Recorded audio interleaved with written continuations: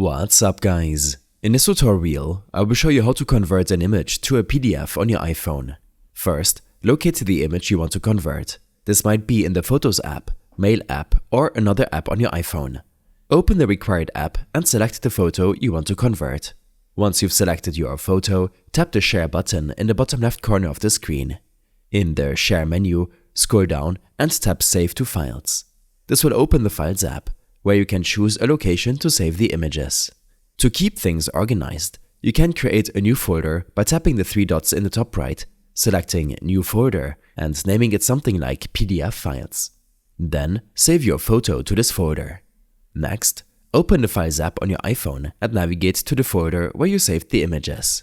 To convert the image into a PDF, locate the image, then long press on it to open a menu. From the menu, select Quick Actions and then tap Create PDF. Just like that, the Files app will generate a PDF version for your image. To identify the new PDF, look for the file with the most recent timestamp or tap the file and check the Share menu, where it will indicate that the file type is a PDF document. To share your PDF, long press on the file, select Share and choose your preferred sharing method, such as email, messaging, or cloud storage.